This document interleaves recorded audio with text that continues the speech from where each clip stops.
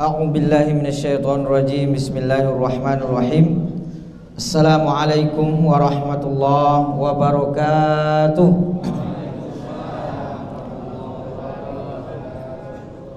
Innal hamdalillah walhamdulillah al-qahiru fawqa ibadihi. Walhamdulillahi 'alal imani wal islam. Walhamdulillahi bi ni'matihi tatimmus salihat. Walhamdulillahil mudabbiru bi jami'i syu'uni khalqi. Asyhadu an la ilaha illallah wahdahu la syarikalah. Wa asyhadu anna sayyidana Muhammadan abduhu wa rasuluh. Allahumma salli wa sallim ala sayyidina Muhammad wa ala alihi wa ashabihi wa man tabi'ahu bi ihsanin ila yaumiddin, amma ba'd. Yang kami hormati Ketua Pengurus Masjid beserta seluruh para jajaran, dan yang kami hormati juga Bapak Alfendri dari Kemenak, Kementerian Agama, Inhu, Indragiri Hulu. Kemudian juga para tokoh masyarakat, para orang tua kami, para alim ulama, cerdik pandai, serta seluruh bapak ibu, hadirin dan hadirat, serta adik-adik remaja, semua kita yang hadir di tempat ini, mudah-mudahan Allah Subhanahu wa taala senantiasa berikan kita keberkahan dalam hidup kita, serta kemuliaan, dan diberikan rahmat di setiap langkah dan kehidupan kita. Amin ya rabbal alamin. Pertama-tama marilah kita sama-sama memanjatkan puji dan syukur kepada Allah Subhanahu wa taala, karena dengan nikmat dan rahmatnya lah kita dapat berkumpul di tempat yang mulia, di waktu yang mulia, di tempat yang berkah dan di waktu yang berkah ini. Karena Nabi SAW bersabda, Inna ahabbal biladi indallahi masajiduha. Sesungguhnya tempat yang paling dicintai oleh Allah di atas muka bumi adalah masjid. Kemudian juga Nabi SAW bersabda, Idza marartum bi majalisil ilmi, kalau kalian melewati atau melihat majelis ilmu, farta'u, maka segeralah menghampiri. Kata Nabi SAW, fa innahu riyadhatun min riyadil jannah, karena sesungguhnya majelis ilmu itu adalah taman-taman surga yang ada di dunia. Maka Bapak Ibu, alhamdulillah kita pada kesempatan kali ini berada di taman surga yang ada di dunia. Mudah-mudahan Allah sampaikan kepada taman surga yang ada di alam kubur, juga taman surga yang ada di surga di akhirat kelak. Amin ya rabbal alamin. Dan ini adalah majelis yang mulia, adalah majelis yang menunjukkan tentang cinta kita kepada baginda Rasulullah sallallahu alaihi wasallam. Karena kita berkumpul di tempat ini tidak lain dan tidak bukan adalah memperingati satu peristiwa yang sangat bersejarah, yang dimana ketika itu dialami oleh Rasulullah sallallahu alaihi wasallam, tetapi banyak orang Quraisy tidak percaya kepada beliau. Maka kita hadir ke tempat ini sebagai bukti kita cinta kepada baginda Rasulullah sallallahu alaihi wasallam, dan itu bukti kita bahwa percaya terhadap peristiwa Isra Mi'raj tersebut. Kemudian selawat beserta salam kita sampaikan kepada baginda Rasulullah sallallahu alaihi wasallam dengan mengucapkan Allahumma salli ala sayyidina Muhammad wa ala ali sayyidina Muhammad. Assalamu alayka ya Rasulullah, assalamu alayka ya Habiballah. Bapak Ibu hadirin dan hadirat, kaum muslimin dan muslimat yang dimuliakan Allah Subhanahu wa taala. Kita sebagai umat Islam, sebagai umat Rasulullah sallallahu alaihi wasallam, bahwa segala yang datang dari Nabi sallallahu alaihi wasallam wajib kita yakini dan wajib kita percayai. Termasuklah salah satu di antaranya adalah peristiwa Isra Mi'raj yang dialami oleh Rasulullah sallallahu alaihi wasallam. Dan kita sebagai umat Islam yakin bahwa Allah itu maha kuasa di atas segala-galanya. Maka oleh karena itu Allah katakan di dalam Al-Quran, idza aradallahu syai'an ayyaqula lahu kun fayakun. Kalau Allah berkehendak terhadap segala sesuatu, cukup Allah katakan kun fayakun. Kalau Allah berkehendak siapa yang mau jadi nanti setelah 17 April, kun fayakun. Maka oleh karena itu kita tidak usah terlalu khawatir dan cemas. Kenapa? Kita yakin kepada Allah. Tu'til mulka man tasya wa tanzi'ul mulka man tasya. Kewajiban kita mengawal saja supaya tidak ada kecurangan, supaya tidak ada tiba-tiba serangan fajar. Nah, itu yang kita kawal. Atau jangan-jangan Bapak Ibu senang dengan serangan fajar nih. Mudah-mudahan tidak ya. Nah, karena itu adalah sebagai bentuk riswah, sebagai bentuk sogok menyogok. Kalau dia memberikan untuk merubah pilihan kita, maka oleh karena itu kita yakin bahwa mana yang diberikan oleh Allah, kita melibatkan pilihan kita, bagaimana kita meminta Allah Subhanahu wa taala, memohon kepada Allah Subhanahu wa taala agar kita tidak memilih karena siapa yang bayar, tetapi kita memilih karena kita melihat bahwa betul-betul dia bisa mengemban amanat tersebut. Dan karena kita yakin kepada Allah Subhanahu wa taala, maka kita tidak usah risau, tidak usah khawatir. Kita berbuat, kita berusaha, dan setelah itu falyatawakkalil mutawakkilun, bertawakal kepada Allah Subhanahu wa taala. Nah, itu yang dimana pada saat ini kita dekat dengan pemilu ini. Maka kita berdoa kepada Allah Subhanahu wa taala, mudah-mudahan diberikan pemimpin yang terbaik insyaallah. Amin ya rabbal alamin. Oleh karena itu ketika Allah Subhanahu wa taala menjelaskan di dalam Al-Qur'an atau mengisahkan di dalam Al-Qur'an tentang peristiwa Isra Mi'raj ini, maka Allah Subhanahu wa taala memulai dengan lafaz Subhanalladzi asra bi'abdihi laila. Maha suci Allah. Allah mulai dengan kata subhanallah. Subhana itu artinya maha suci, maha di atas segala-galanya. Artinya Allah maha mampu. Kalau hanya sekedar memperjalankan Rasulullah SAW satu malam dari Masjidil Haram ke Masjidil Aqsa, naik lagi ke Sidratul Muntaha, itu adalah sesuatu yang sangat mudah bagi Allah Subhanahu wa taala. Jangankan satu malam, 1 menit saja Allah mampu. Karena ada di antara makhluk Allah yang mampu memindahkan istana Balqis dari negeri Sabah ke negeri kerajaan Sulaiman ketika itu. Belum berkedip mata Nabi Sulaiman, istana Ratu Balqis sudah sampai dari istana Balqis sampai kepada istana Sulaiman, Nabi Sulaiman alaihissalam. Dan itu bukan jin, itu adalah manusia yang dekat dengan Allah Subhanahu wa taala. Kalau saja manusia mampu melakukan itu, apalagi Allah Subhanahu wa taala.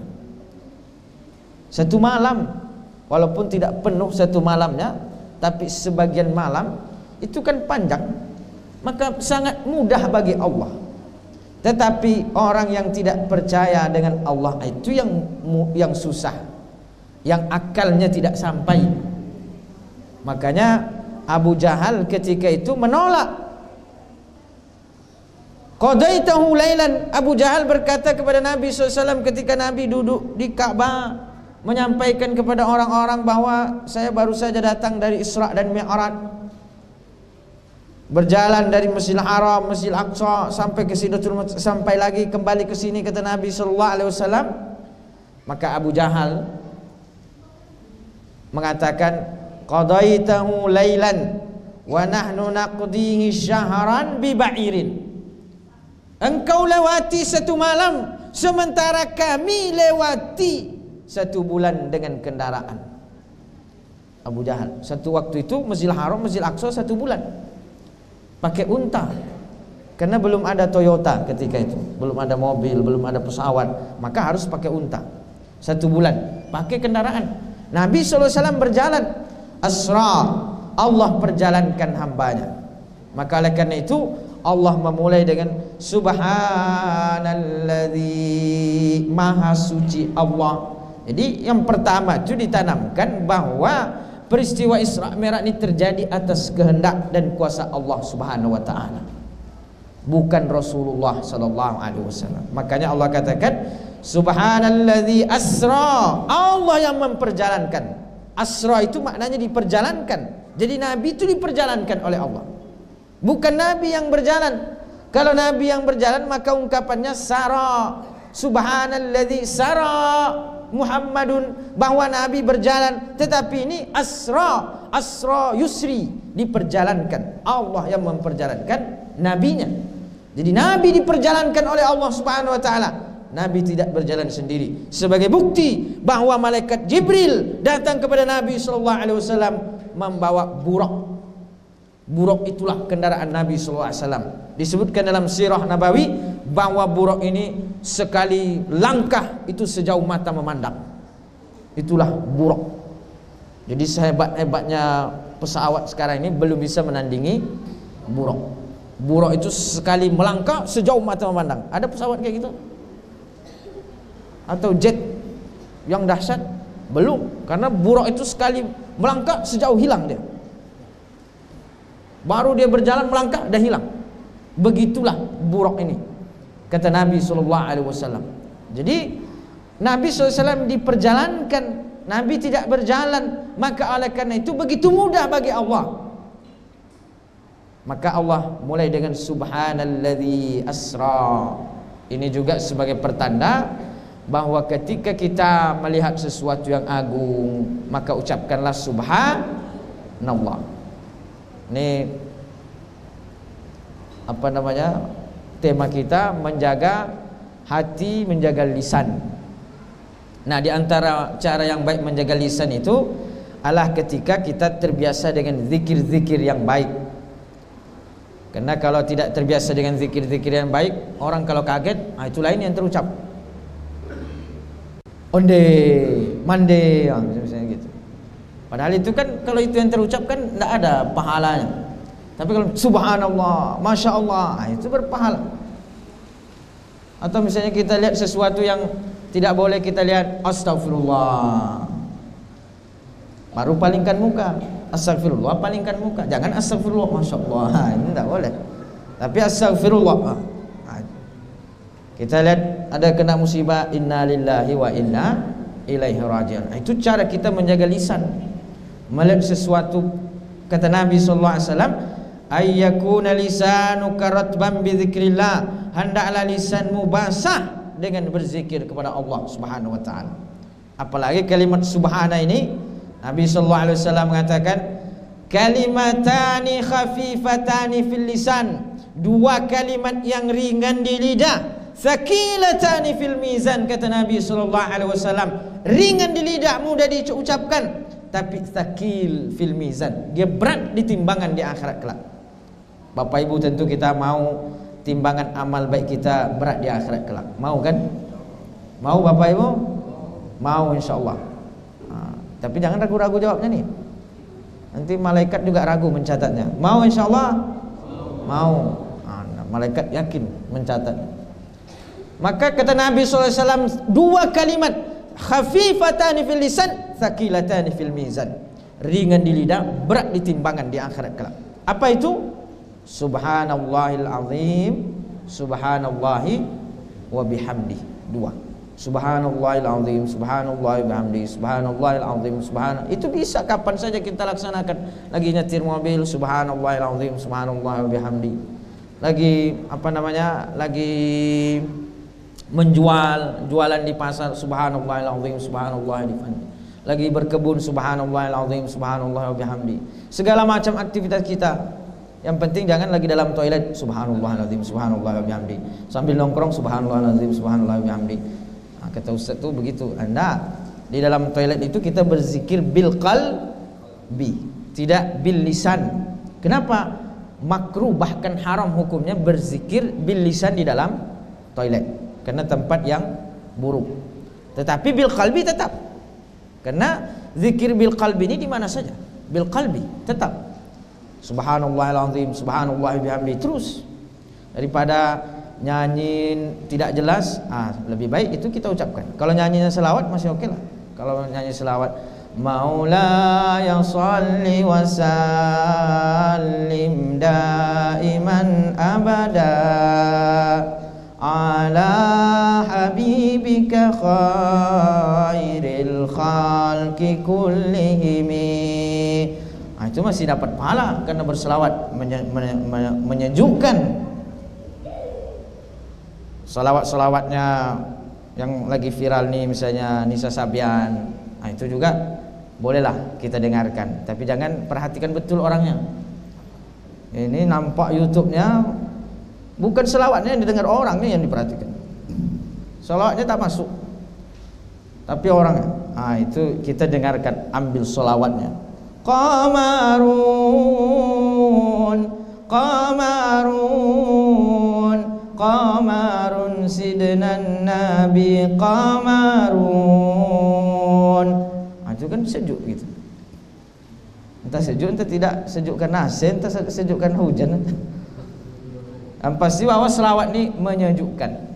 Dengan berselawat kepada Nabi sallallahu alaihi wasallam itu Allah memberikan kesejukan dalam hati kita. Menjaga hati dengan zikir, dengan berselawat, menjaga zikir, menjaga lisan dengan berzikir, dengan berselawat. Karena salah satu yang mengantarkan kepada kebahagiaan Allah dengan memperbanyak zikir kepada Allah Subhanahu wa taala. Apa kata Nabi sallallahu alaihi wasallam? Man kana akhir hayatihi bi kalami la ilaha illallah dakhalal jannah. Barang siapa di akhir hidupnya mengucapkan kalimat la ilaha illallah, maka dia termasuk di antara penghuni surga. Kalau kita pas di akhir nafas, dan itulah yang kita harapkan ketika kita sakaratul maut, dalam kondisi di mana kita mungkin tidak menyadarkan diri, tetapi lisan kita mampu mengucapkan la ilaha illallah, maka itu sebagai pertanda apa? Pertanda kita min ahlil jannah, sebagai pertanda ahli surga, husnul khatimah. Maka itu yang kita harapkan. Kita berdoa kepada Allah, ya Allah, Allahumma khtim lana bi husnil khatimah. Ya Allah, tutuplah ajal kami dengan husnul khatimah. Bagaimana kita mendapatkan husnul khatimah? Apakah tiba-tiba dia datang ketika sakaratul maut? Tidak. Nabi SAW mengatakan, almar'u yamutu ala ma alaihi. Seseorang itu meninggal sesuai dengan kebiasaannya. Terbiasa dia dengan zikir la ilaha illallah. Udah sekarat dia mungkin tidak sadarkan diri, tapi lisannya tetap berucap la ilaha illallah. Apalagi kita di akhir maulid ini nampaknya habis sholat la ilaha illallah, la ilaha, ada terbiasa. Itu yang biasa sholat berjamaah. Kalau nak sholat berjamaah, habis assalamualaikum, assalamualaikum, lipat sajadah, selesai masalah. Nah itulah fungsi kita sholat berjamaah. Sholat berjamaah itu kita duduk-duduk, assalamualaikum, assalamualaikum, imam zikir, mau tak mau kita ikut juga. Tak mungkin imam zikir kita sibuk lihat-lihat apa namanya, cat ini kok bisa merah ya, kok bisa ini. Tak mungkin itu yang kita pikir, tapi kita ikut imam. Imam subhanallah, subhanallah, subhanallah, subhanallah, subhanallah, subhanallah. Mau tak mau kita ikut, walaupun kadang secara tidak sengaja. Ya pokoknya karena imam zikir, kita pun ikut zikir juga. Setidaknya sudah dapat pahala. Daripada kita di rumah, udahlah sholatnya langganan dengan kul huwallahu ahad, naik-naik dikit inna a'tainakal kautsar, habis itu pas setelah sholat langsung. Tapi kalau kita sholat berjamaah, nikmat. Kenapa kita mendengarkan imam alhamdulillahi rabbil alamin ar-rahmanir rahim maliki yaumiddin iyyaka na'budu wa iyyaka nasta'in. Hanyut, saking hanyutnya ngantuk, tidur. Tapi pada intinya bahwa dengan kita sholat jamaah, kita merasakan kenikmatan. Dan banyak pahala berjamaah ini. Kita melangkah ke masjid, dihitung oleh Allah Subhanahu wa ta'ala. Sudah diganjar oleh Allah lebih tinggi 27 derajat dibanding dengan sholat sendiri. Sholatul jamaati afdalu min salatil fardhi bi 27 darajah, kata Nabi sallallahu alaihi wasallam, bahwa salat berjamaah lebih tinggi 27 derajat dibandingkan dengan salat sendiri. Kalau kita ada yang bekerja gajinya 1 juta, ada yang bekerja gajinya 27 juta. Nah, orang yang salat bersendiri di rumah itu gajinya 1 juta. Orang yang salat berjamaah gajinya 27 juta. Kira-kira milih yang mana nih? 27 juta ya. Itu di dunia. Tapi kalau dimilih 27 derajat, apa 1 derajat? 27 derajat, insya Allah. Cuman kadang-kadang berat ke masjid itu, Ustaz. Mudah-mudahan kita diringankan langkah kita semuanya. Amin ya rabbal alamin. Mudah-mudahan senantiasa kita dimudahkan untuk melaksanakan ibadah dan ketaatan kepada Allah Subhanahu wa taala. Maka oleh karena itu, ketika Allah ingin menceritakan, ingin mengisahkan tentang Isra Mi'raj ini, Allah mulai dengan subhana, untuk menunjukkan bahwa Allah yang maha kuasa, bahwa bukan Rasulullah sallallahu alaihi wasallam yang berjalan. Asra bi'abdihi lailan minal masjidil haram ilal masjidil aqsa alladzi barakna haulah. Pelajaran yang kedua yang kita ambil, bahwa minal masjidil haram ilal masjidil aqsa, minal masjidil haram ilal masjidil aqsa, dari masjid haram ke masjid aqsa. Maka perjalanan nikmat ini dari masjid ke masjid, itu perjalanan nikmat Bapak Ibu, dari masjid ke masjid. Kita kalau musafir, lihat waktu sholat mampir masjid, waktu sholat mampir masjid. Jadi perjalanan kita ini dari masjid ke masjid. Itu yang nikmat. Kenapa? Dalam kehidupan kita ini nikmat kalau kita menjaga sholat, tetapi hidup kita akan menjadi gersang ketika kita tidak menjaga sholat. Nah, itulah maknanya minal masjid ilal masjid. Kenapa? Hikmah apa yang dapat kita ambil dari demikian ini? Minal masjidil haram ilal masjidil aqsa. Karena Nabi di saat itu, bahwa kenapa Allah, salah satu hikmah kata para ulama sirah nabawiyah, bahwa kenapa Allah ajak Nabi kunjungan, tapi bukan reses, tapi kunjungan biasa saja, kunjungan yang istimewa. Adalah kunjungan di mana Allah Subhanahu wa taala ingin menunjukkan kepada baginda Rasulullah sallallahu alaihi wasallam, linuriyahu min ayatina, agar kami tunjukkan di antara tanda-tanda kekuasaan kami, kata Allah. Jadi Allah yang mengajak Nabi. Kenapa? Karena tahun itu disebut dengan tahun kesedihan, amul huzni bagi Nabi sallallahu alaihi wasallam. Sedih Nabi sallallahu alaihi wasallam, terluka Nabi sallallahu alaihi wasallam, berduka Nabi sallallahu alaihi wasallam. Makanya Nabi sebagai manusia biasa, beliau juga pernah terluka. Innama ana basyarum mithlukum yuha ilayya, bahwa sesungguhnya aku ini, kata Nabi sallallahu alaihi wasallam, adalah manusia seperti kalian, tetapi lebihnya aku diberikan wahyu oleh Allah Subhanahu wa taala. Jadi Nabi itu adalah manusia biasa. Dia hatinya hati manusia biasa, tetapi Allah lebihkan di antara manusia-manusia yang lain. Allah jadikan Nabi sebagai manusia yang paling mulia, sebagai manusia yang paling agung, sebagai manusia yang paling indah daripada yang lain. Karena itu dalam satu qasidah itu bagaimana mengungkapkan tentang kehebatan, keagungan Rasulullah sallallahu alaihi wasallam. Wa ajmalu minka lam talidin nisa, wa ajmalu minka lam taraqattu aini. Orang yang paling indah, yang paling bagus rupanya, belum pernah tampak oleh mataku. Wa ajmalu minka lam talidin nisa, dan yang paling baik, belum pernah dilahirkan wanita di atas muka bumi melebihi dirimu ya Rasulullah. Khuliqta mubarra'an min kulli aibin ka'annaka khuliqta kama tasha. Engkau tercipta ya Rasulullah seolah-olah tanpa aib, seolah-olah engkau tercipta sesuai dengan kehendakmu. Begitulah para orang-orang yang memuji Rasulullah sallallahu alaihi wasallam, para ahli yang memuji Nabi sallallahu alaihi wasallam, bagaimana menempatkan Nabi sallallahu alaihi wasallam begitu mulia, begitu tinggi. Nabi tercipta tanpa aib, seolah-olah bahwa bagaimana Nabi sallallahu alaihi wasallam itu lahir sesuai dengan kehendak dan pilihannya. Kalau kita lahir bukan sesuai kehendak kita. Sebenarnya Nabi pun lahir bukan sesuai kehendaknya, tapi saking sempurnanya seolah-olah beliau lahir sesuai dengan kehendaknya. Ka'annaka khuliqta kama tasha. Dan Nabi itu wangi. Maka oleh karena itu disebutkan juga bahwa idza massat yadahu yabqa itruha. Kalau Nabi bersalaman dengan orang, maka wanginya itu melekat dengan orang yang bersalaman itu. Begitulah Nabi sallallahu alaihi wasallam. Begitulah keindahan pribadi Rasulullah sallallahu alaihi wasallam. Tapi beliau manusia biasa. Beliau pernah terluka, beliau pernah bersedih, ditinggal wafat oleh putranya Ibrahim, beliau bersedih, menetes air mata Nabi sallallahu alaihi wasallam.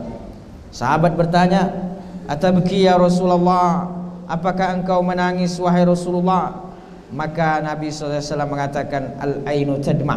Betul, air mata mengalir.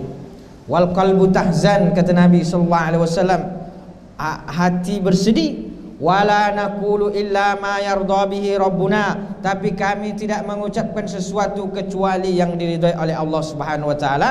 Inna lillahi wa inna ilaihi raji'un. Itulah yang diajarkan Rasulullah.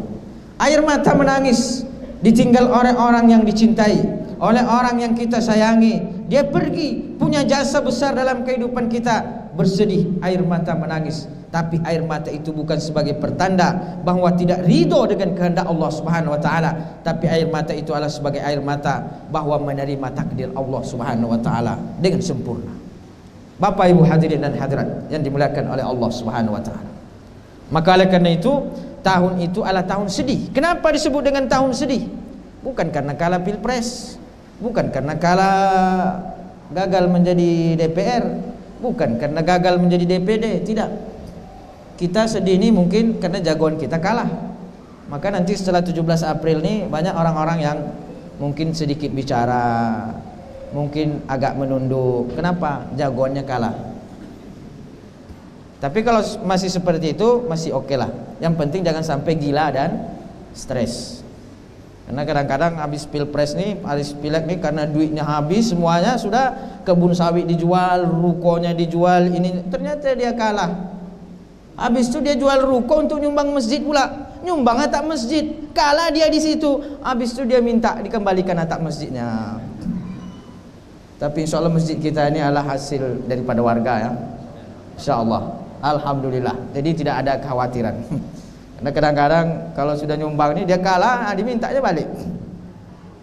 Kalau tiang masjid dia nyumbang, macam mana tuh minta balik tiang masjidnya? Kalau mesti karpet, ambillah karpet masjid itu, bawa balik. Maka oleh karena itu kita harus juga hati-hati. Kalau mau pilek-pilek kayak gini, ada orang mau nyumbang, mau apa dan lain sebagainya, kita tanya dulu, ini bersyarat atau tidak bersyarat nih? Kalau tidak bersyarat, kami terima, dan insya Allah itu sebagai sedekah. Kita tidak menerima suap. Kalau tidak bersyarat, kita tidak menerima suap. Adapun dia niatnya untuk menyuap, itu terserah dia. Tapi kalau kita ini bersyarat atau tidak nih? Tidak bersyarat katanya. Itu adalah lisannya. Adapun hatinya kita pasrahkan kepada Allah. Kalau tidak bersyarat, kan kita halal mendapatkannya. Kenapa? Itu adalah sebagai sedekah, dan mudah-mudahan dengan itu dia berpahala. Udah habis rukonya, udah habis kebun sawitnya, kalah pula, stres. Makanya rumah sakit Pekanbaru saya heran, kenapa rumah sakit Pekanbaru, rumah sakit jiwanya nih di Tampan itu kok direnovasi, ditambah menjadi besar. Jangan-jangan persiapan untuk menampung nih setelah 17 nih. Tapi mudah-mudahan lah tidak ada yang masuk lagi kan. Mudah-mudahan. Kenapa? Kita harus menanamkan bahwa jabatan itu adalah amanat dari Allah Subhanahu wa taala. Amanah. Bahwa jabatan itu amanah, Allah berikan, Allah yang memberi, Allah yang mengambil. Itu hanya adalah sebagai wasilah untuk kita berbuat baik, adalah sebagai wasilah untuk mendapatkan derajat di sisi Allah Subhanahu wa taala. Nabi sallallahu alaihi wasallam mengatakan, sab'atun yuzilluhumullahu, 7 golongan yang diberikan naungan oleh Allah di akhirat kelak, ketika tidak ada naungan selain daripada naungan Allah Subhanahu wa taala. Yang pertama, imamun adil, pemimpin yang adil. Jadi jabatan itu adalah sebagai wasilah untuk kita mendapatkan kemuliaan di sisi Allah Subhanahu wa taala. Hari ini kita bisa hadir di tempat ini karena jabatan nih, karena kekuasaan. Ini tertulis di sini LP2A Pasir Penyu. Itu kan karena ada jabatan, dia tunjuk masjid itu harus ada. Masjidnya harus melaksanakan. Coba kalau warga biasa tunjuk masjid harus ada, enggak jadi-jadi itu. Itulah fungsi daripada kekuasaan. Kekuasaan itu tergantung bagaimana kita memanfaatkan, bagaimana kita menggunakan. Maka oleh karena itu Nabi sallallahu alaihi wasallam mengatakan bahwa wa innaha la amanatun, bahwa jabatan itu adalah amanah. Wa man akhadha bihaqqin, barang siapa yang mendapatkan dengan cara yang benar dan menggunakan dengan cara yang benar, maka dia menjadi orang yang beruntung. Tapi kalau salah, dia jual beli jabatan, dibelinya jabatan itu, baru kemudian dia mendapatkan jabatan. Apa kata Nabi SAW? Innaha la'ama, innaha takunu khizyun wa nadamatun yaumal qiyamah. Bahwa itu adalah kehinaan dan penyesalan di akhirat kelak. Jangan sampai kita tertawa di dunia dengan jabatan, kita disambut kemana-mana dengan karpet merah, dengan meriah, tetapi di akhirat kelak menyesal. Kenapa? Salah memanfaatkan. Maka oleh karena itu, kita sebagai orang beriman, kita sebagai orang yang punya keyakinan kepada Allah Subhanahu wa taala, Bapak Ibu yang jadi caleg, jadi pendukung nih, kita pasrahkan, berusaha pasrahkan kepada Allah Subhanahu wa taala. Apapun yang diberikan oleh Allah, itulah yang terbaik, paling terbaik di dalam kehidupan kita. Maka oleh karena itu, semuanya kita kembalikan kepada Allah Subhanahu wa taala. Idza aradallahu syai'an ayyakula lahu kun fayakun. Apalagi curang mendapatkannya. La haula wala quwata illa billahil aliyil azim. Menjual akhiratnya demi dunia yang begitu murah, sempat dia bayar. Yang lebih parah lagi, kita yang mau dibayar. Nah, itu lebih parah lagi. Kalau dia membayar, mungkin ya, karena dia akan mendapatkan banyak ketika dia naik. Dapat ini proyek itu, ketika kita dibayar uang pecahan 20.000 bersebaran tuh. La haula wala quwata, kita memasrahkan 5 tahun perkara kita ke depan dengan uang 20.000. Bapak Ibu mau menghinakan, kita menghinakan diri kita sendiri di hadapan Allah Subhanahu wa taala. Itu 20.000, kalau 10 juta gimana Ustaz? Hina juga. Hina juga sama. Karena tidak ada nilainya 10 juta dibanding dengan kita maslahat kita 5 tahun di depan, ke depan. Hanya 10 juta. Dan itu tidak ada yang 10 juta yang ngasih itu. Yang dapat 10 juta itu yang atas-atas saja. Kalau masyarakat biasa ya paling tinggi 100.000, 50.000. Jangan sampai kita menghinakan diri kita di hadapan Allah Subhanahu wa taala. Dan itu kata Nabi sallallahu alaihi wasallam, barang siapa yang membaiat pemimpin disebabkan karena untuk kepentingan perutnya, untuk kemaslahatannya karena dibayar, la yukallimuhumullahu yaumal qiyamah, Allah tidak akan mengajak dia berbicara di akhirat kelak. Nauzubillah. Maka jangan sampai ini terjadi dalam kehidupan kita. Betul-betul gunakan hak pilih kita tanggal 17 ini, tapi dengan cara yang amanah, dengan cara yang bermarwah, dengan cara yang terhormat. Jangan kita hinakan diri kita di dalam TPS itu. Jangan kita karena dibayar kita berada di situ, kita manfaatkan dengan sebaik-baiknya. Tapi jangan pula golput. Karena golput ini tidak mendatangkan maslahat. Golput itu maknanya golongan putui, golongan putus asa. Orang-orang yang sudah pala sama aja, ini jadi sama aja gitu. Nah, ini namanya golongan putui, namanya putus asa. Jangan sampai kita putus asa. Kita harus meletakkan, kita harus memilih yang baik untuk perkara kehidupan dunia dan akhirat kita. Karena pemimpin itu pada hakikatnya mengurus urusan dunia dan akhirat. Jadi pemimpin kita ini, kata Imam Mawardi dalam fikih politiknya, beliau mengatakan pada hakikatnya pemimpin itu mengurus syu'unud dini wad dunya, adalah perkara dunia dan akhirat. Maka tidak bisa kita lepaskan antara perkara politik dengan perkara agama, tidak bisa. Walaupun tidak berpolitik praktis. Politik praktis itu kan pelaksanaannya. Tetapi agama itu berbicara dalam tatanan nilai-nilai. Bahwa bagaimana mengajarkan nilai-nilai, berpolitik tidak boleh menyogok, berpolitik tidak boleh mendapatkan jabatan dengan cara yang salah, berpolitik tidak boleh dengan memanfaatkan jabatan dengan cara yang salah, berpolitik tidak boleh mendapatkan jabatan dengan cara yang salah, tidak boleh korupsi, tidak boleh. Berpolitik itu adalah sebagai jabatan, sebagai wasilah mendapatkan kemuliaan di sisi Allah Subhanahu wa taala. Itu yang diajarkan. Dan itu semua telah ditulis oleh para ulama. Maka aneh ketika ada orang mengatakan pada hari ini tidak boleh dicampur baurkan politik dengan agama. Lalu kita mau kemana? Berpanduan. Akhirnya orang berpolitik melepaskan agama. Jadilah dia berpolitik LGBT itu boleh, harus diperjuangkan. Orang itu berpolitik ini boleh dan lain sebagainya, padahal itu diharamkan oleh Allah. Kenapa? Padahal Allah katakan dzalikal kitabu la raiba fi hudan lil muttaqin. Sempurna Al-Quran itu. Jadi kalau ada orang mengatakan agama itu tidak boleh dimasukkan dalam politik, maka dia mengatakan Al-Quran itu tidak sempurna. Al-Quran itu tidak sempurna karena tidak mengatur tentang kehidupan bernegara. Bapak Ibu hadirin dan hadirat yang dimuliakan oleh Allah Subhanahu wa taala. Maka sempurnanya kebahagiaan dan kehidupan kita ini adalah ketika kita tunduk sepenuhnya kepada ajaran Rasulullah sallallahu alaihi wasallam.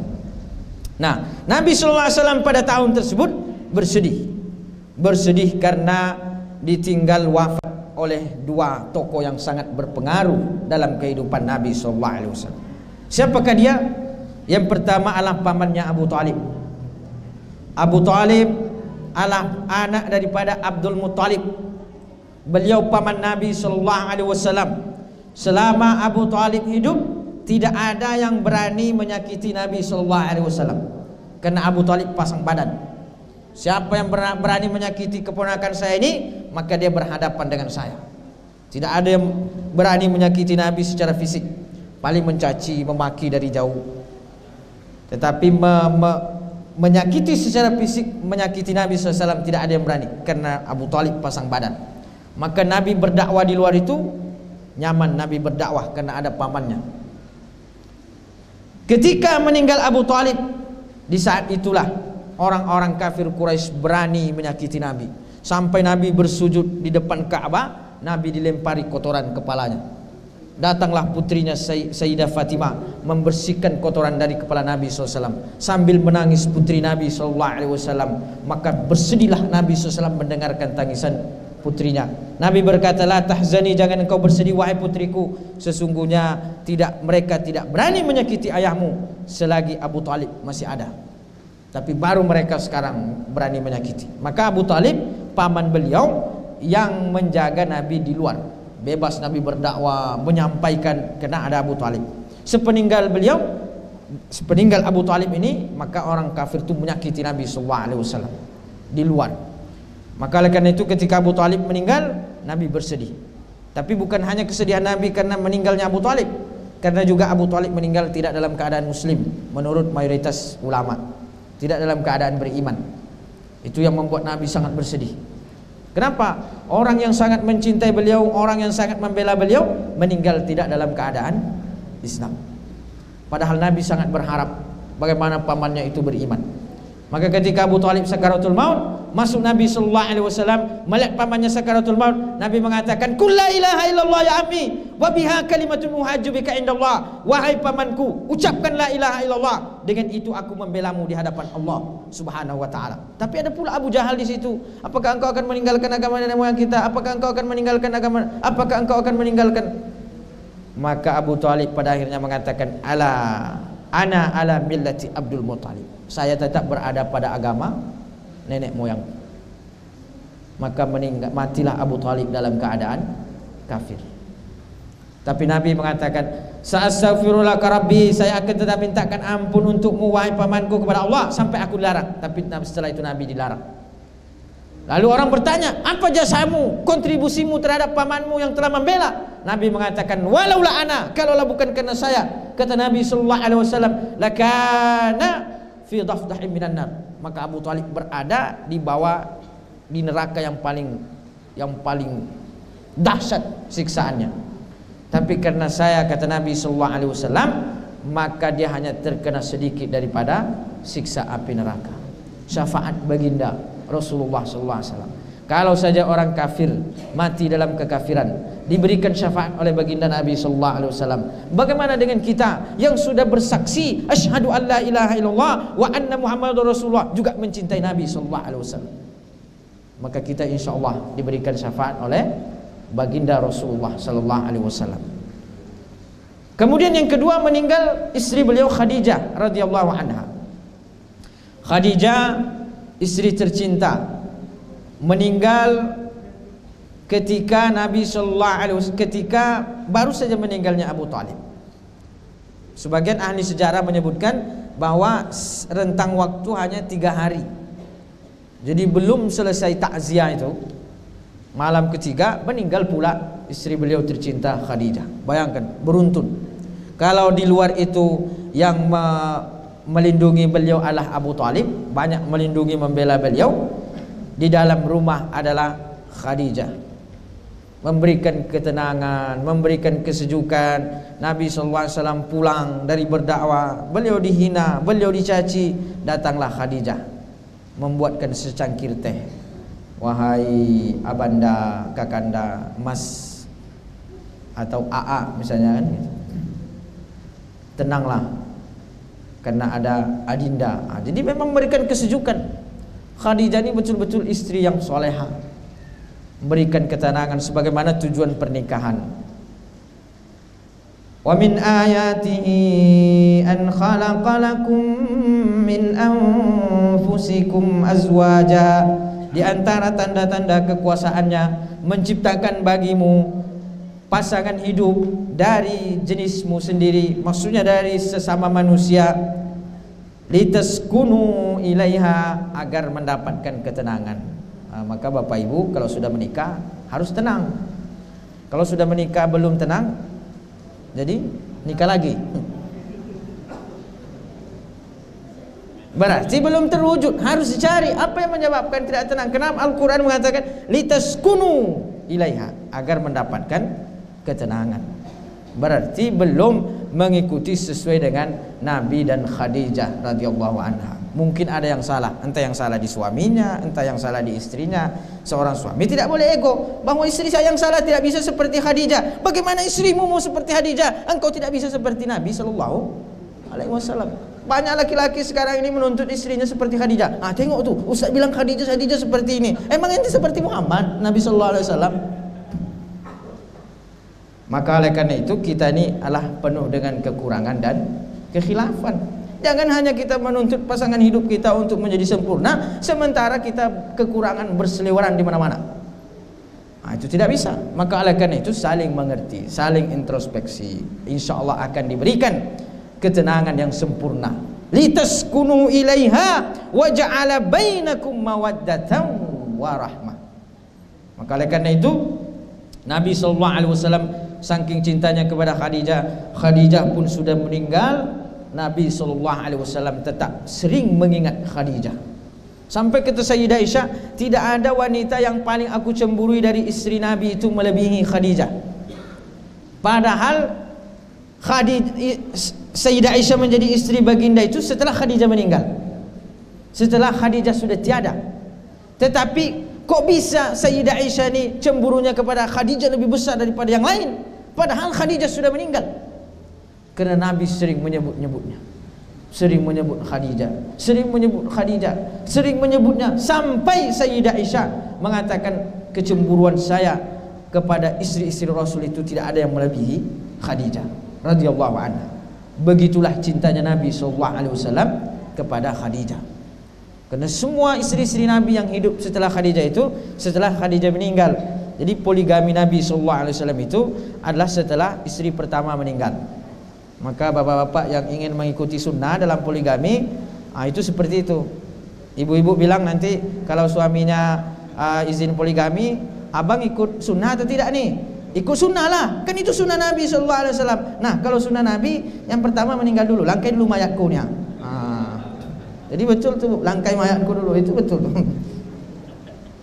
Bapak Ibu hadirin dan hadirat yang dimuliakan oleh Allah Subhanahu wa taala, just kidding aja. Karena orang sering menyalahkan poligami ini, sering disalahgunakan. Itu kan sunnah Nabi, itu kan sunnah Nabi. Akhirnya tertekan istri di rumah, sunnah Nabi ya. Kalau saya menolak sunnah Nabi. Akhirnya dia stres. Padahal sunnah Nabi berkedok hawa nafsu berkedok sunnah Nabi. Jadi seolah-olah sunnah Nabi itu jadi alasan. Tapi bukan terlarang. Maksudnya itu kalau nafsu ya nafsu aja, jangan nafsunya dibawa sunnah Nabi SAW. Jadi kalau nafsu bilang aja saya mau nambah lagi. Kenapa? Ya mau aja gitu kan. Itu Bapak Ibu hadirin dan hadirat yang dimuliakan oleh Allah Subhanahu wa taala. Karena Khadijah adalah istri, adalah sebagai wanita yang sangat dicintai Nabi SAW. Kepergiannya itu adalah merupakan sesuatu yang sangat menyedihkan Nabi SAW. Maka larutlah kedukaan Nabi ini, meninggal pamannya, meninggal istrinya. Maka Nabi mencari bagaimana bisa mendapatkan semangat motivasi, karena terus disakiti, terus dicaci. Bagaimana Nabi SAW bisa mendapatkan motivasi, semangat. Nabi berpikir, Di negeri Taif itu ada suatu kaum yang mereka cukup ramai hidup di sana. Maka Nabi SAW berpikir ingin berdakwah ke tempat itu, mengajak mereka agar Nabi punya kebahagiaan, punya pelipur lara dengan bertambah pengikutnya, bertambah umatnya. Maka Nabi SAW memperjuangkan, beliau jalan kaki dari Mekah ke kota Taif, negeri Taif, kurang lebih 120 km jauhnya dari Mekah ke Taif. Dan Taif itu naik adalah tempat yang tinggi di kota Mekah, di Arab Saudi. Adalah salah satu kota penting yang sangat bersejarah. Itu tinggi tempatnya. Walaupun musim panas, Taif itu tetap dingin. Buah-buahan di sana banyak, tanaman-tanaman subur. Kenapa? Karena tempatnya tinggi. Mendaki untuk ke sana. Bayangkan Nabi SAW berjalan kaki sejauh 120 km. Kita berjalan kaki ke masjid setengah kilo aja kakinya udah bengkak-bengkak rasanya, udah capek. Nabi SAW berjalan kaki dari Mekah ke Taif 120 km. Waktu itu belum ada kendaraan.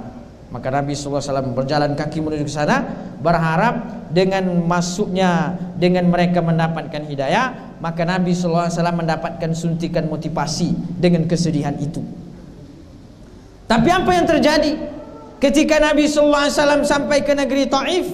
Ketika Nabi SAW belum lagi masuk ke gerbang kota Taif, disambut lemparan batu oleh penduduk negeri Taif.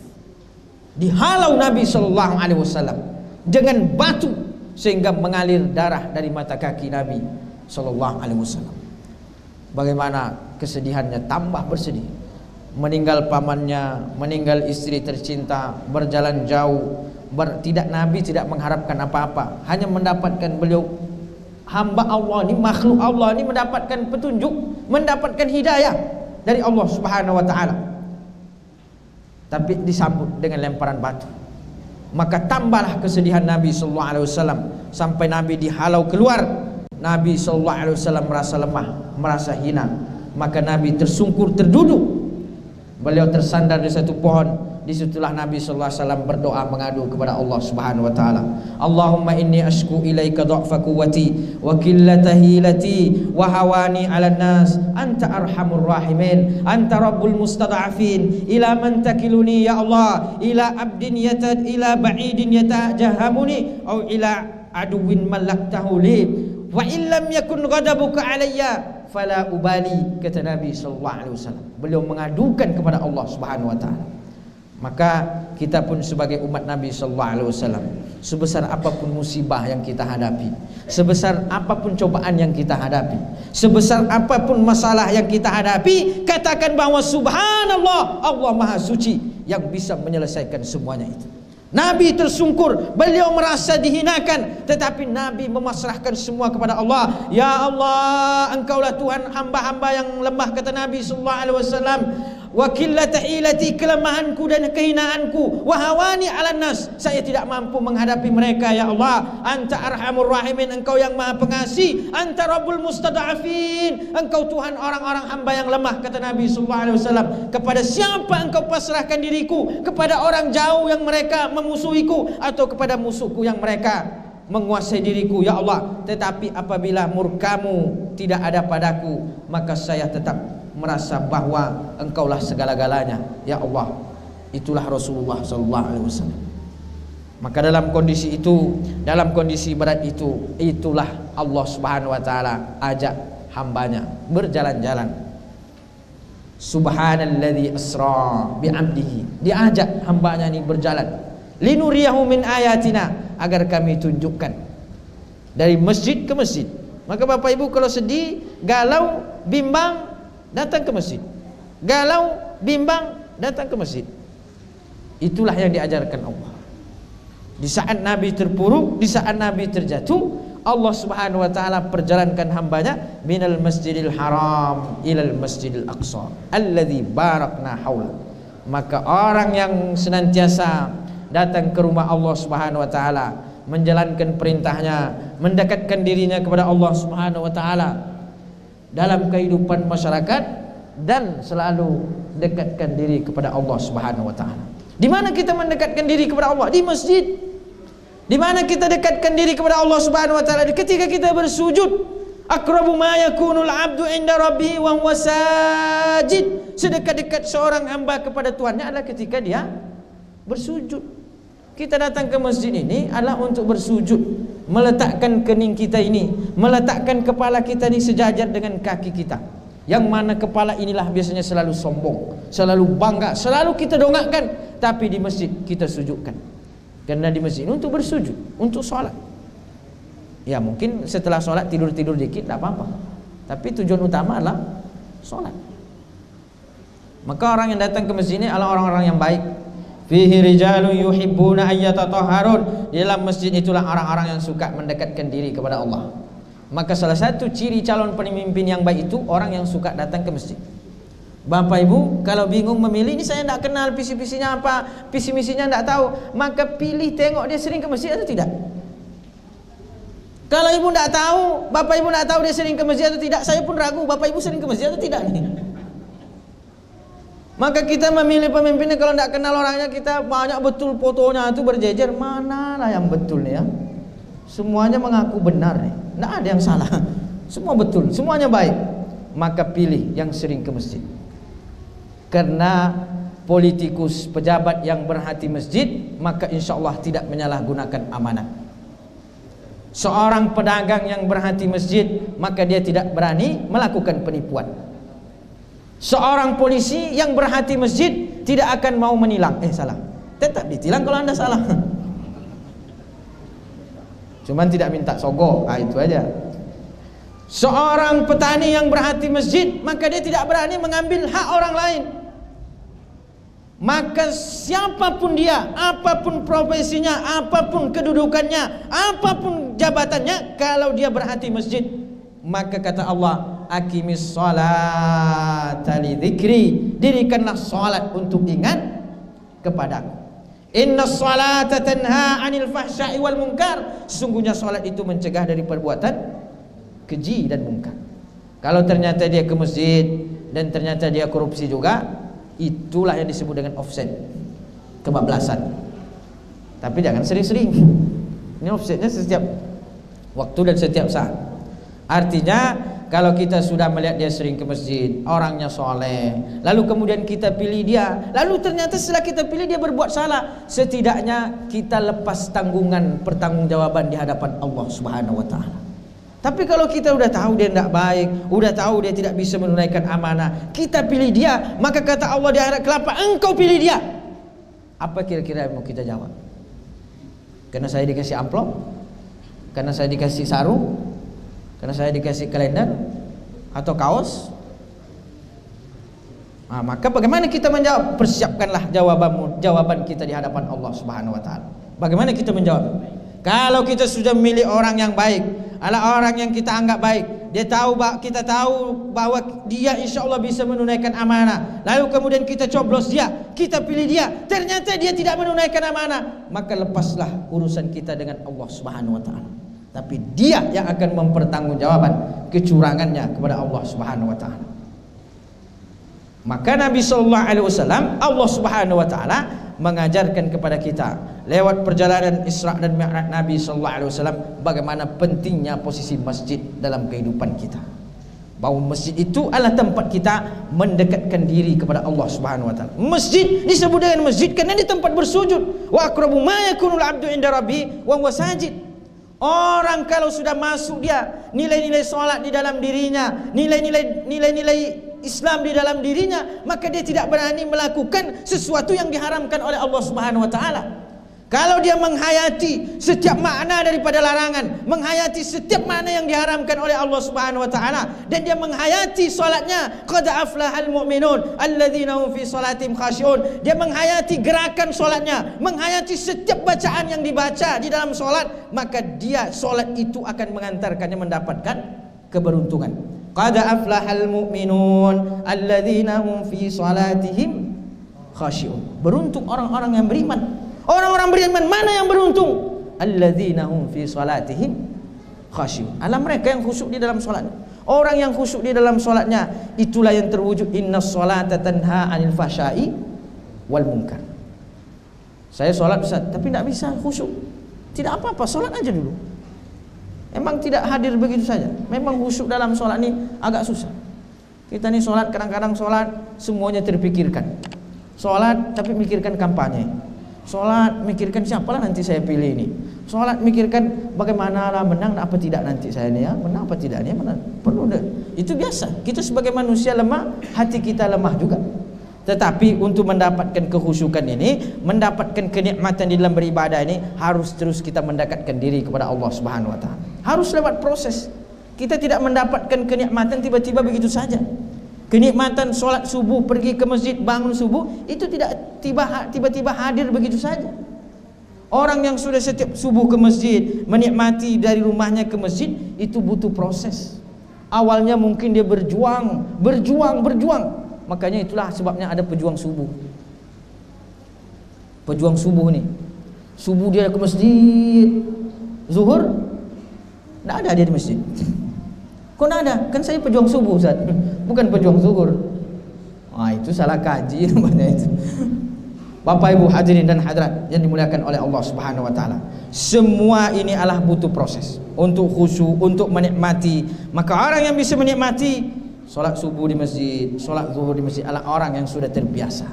Mungkin awalnya sebagai beban untuk bangun subuh berat, lelah, ngantuk, selimutnya empuk, enak. Mau bangun itu payah, berat, butuh perjuangan. Tapi kalau sudah terbiasa, berjalan sebulan, berjalan 2 bulan, berjalan tahunan, sempat dia tertidur tidak ke masjid, tertidur bukan sengaja tidur. Ketika dia bangun, ya Allah, jamaah sudah berlalu, ada penyesalan di dalam dirinya. Dia merasa ada yang kurang di dalam hidupnya ketika itu, karena dia sudah merasakan kenikmatan beribadah kepada Allah Subhanahu wa taala. Maka itulah Allah Subhanahu wa taala perjalankan hambanya minal masjidil haram ilal masjidil aqsa alladzi barakna haulahu linuriyahu min ayatina, agar kami tunjukkan di antara tanda-tanda kekuasaan kami, kata Allah. Memang betul banyak yang ditunjukkan oleh Allah Subhanahu wa taala dalam perjalanan Nabi sallallahu alaihi wasallam. Banyak perumpamaan yang ditunjukkan oleh Allah kepada Nabi sallallahu alaihi wasallam. Kenapa Allah buat perumpamaan itu? Agar menjadi motivasi bagi kita. Kalau perumpamaannya baik, perumpamaan baik, motivasi yang baik. Kalau perumpamaannya buruk, maka itu akan berusaha untuk menjauhkan kita. Nabi SAW melihat orang yang memetik, ada yang memetik, setelah dipetik tumbuh lagi, setelah dipetik tumbuh lagi, setelah dipetik tumbuh lagi. Maka Nabi SAW bertanya kepada Jibril, wahai Jibril, siapakah gerangan manusia ini setiap dia petik tumbuh, setiap dia petik tumbuh? Apa kata Nabi SAW? Itulah gambaran umatmu yang rajin bersedekah. Jadi pada hakikatnya harta yang diberikan itu tidak hilang. Harta yang diberikan ke masjid, dia berderma untuk masjid ini, maka ketika dia meninggal terus mengalir, kata Nabi SAW. 3 di antara perkara amalan yang tidak pernah terhenti ketika walaupun orang sudah terbaring di alam kubur, di antaranya adalah sedekahun jariyah, sedekah yang terus adalah sedekah, kata Nabi SAW. Ini Bapak Ibu yang membangun tiang masjid ini, yang menyumbangkan karpet, yang menyumbangkan AC, menyumbangkan kipas angin, menyumbangkan mic dan lain sebagainya, semuanya itu adalah sedekah jariyah. Apalagi AC ini, kita bisa nikmat di sini karena ada AC ini. Kalau tidak ada AC mungkin tidak betah kita mengajar. Ini sudah mau 1 jam saya ngomong, nampaknya belum ada yang mau bergerak. Karena khusyuk atau gimana? Itu karena enak ada AC-nya. Itu mengalir pahalanya di sisi Allah Subhanahu wa taala. Bapak Ibu hadirin dan hadirat yang dimuliakan oleh Allah Subhanahu wa taala. Maka terus Bapak Ibu hadirin dan hadirat yang dimuliakan oleh Allah Subhanahu wa taala. Jadi itulah banyak sekali yang disaksikan oleh Nabi sallallahu alaihi wasallam sebagai motivasi. Ada orang yang kepalanya pecah, setelah pecah menyatu lagi, pecah menyatu lagi, pecah menyatu lagi. Nabi bertanya kepada Jibril, siapakah orang ini wahai Jibril? Kata Nabi sallallahu alaihi wasallam.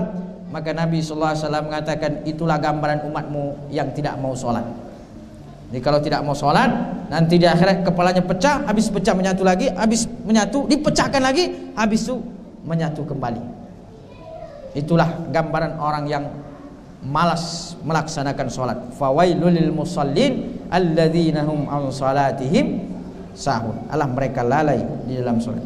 Baik Bapak Ibu yang dimuliakan Allah Subhanahu wa taala, dengan datangnya pertanyaan ini sebagai isyarat bahwa Ustadz berhenti lagi. Baik, karena pertanyaannya sudah ada, kita mencoba menjawab pertanyaan ini. Jadi itulah diantara hikmah-hikmah yang terkandung di dalam peristiwa Isra dan Mi'raj ini, bahwa bagaimana kita menjaga hati kita, bagaimana menjaga lisan kita, bahwa semuanya itu adalah dengan perantara kita mendekatkan diri kepada Allah Subhanahu wa taala. Dan di mana kita mendekatkan diri kepada Allah?